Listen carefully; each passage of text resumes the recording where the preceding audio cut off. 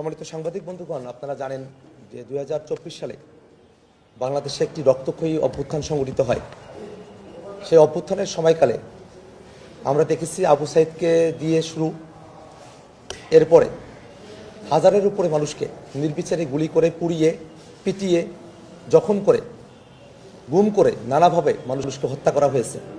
একটা মানবতা বিরোধী অপরাধ, এটা গণহত্যার অপরাধ বাংলাদেশে শেখ হাসিনার নেতৃত্বে আওয়ামী লীগ এবং তার সাংগঠনটা সংগঠিত করেছিল।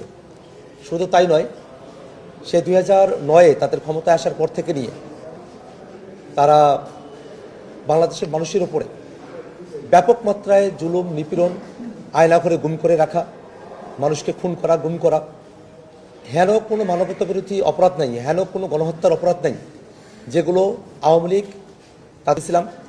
আমরা বারংবার এই 24-এর অভ্যুত্থান সহকারে পূর্বেকার সময়গুলোতে বাংলাদেশে সংঘটিত হাসিনা এবং তার বাহিনী দ্বারা সংঘটিত মানবতা বিরোধী গণহত্যা এবং অন্যান্য যে অপরাধগুলো আছে সেগুলোর বিচার আমরা চেয়ে এসেছি।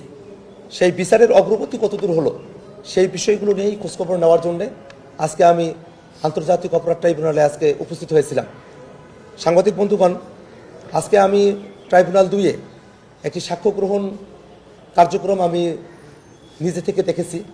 সেখানে আমরা দেখেছি যে মিরপুর 10-এ 19শে জুলাই আকরাম খান রাব্বি নামে 28 বছর বয়সী একজন যুবক, আমার বয়সী একজন যুবককে সেদিন প্রকাশ্যে দিবালোকে গুলি করে হত্যা করা হয় এবং তারই আপন, তারা খালাতো এবং মামাতো ভাই মেহেরুন নেসা তানহা 5 আগস্ট সন্ধ্যাবেলা তিনি যখন বিজয়ের খবর শুনে বাড়িতে এসেছিলেন, মিরপুর 13-তে তাদের বাড়ি, ওই একই বাড়িতে এই খালাতো এবং মামাতো ভাই রাব্বি এবং তানহা তারা বসবাস করতেন।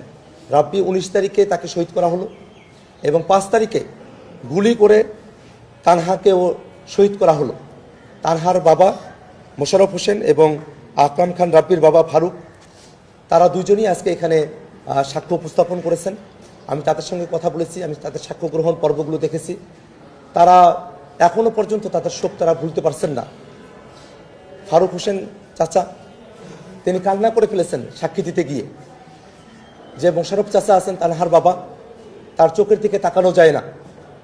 কত শহীদকে কত নির্বিচারে তারা খুন করেছে। আমি ভিডিওতে দেখলাম, ট্রাইব্যুনালে ভিডিও প্রদর্শিত হলো,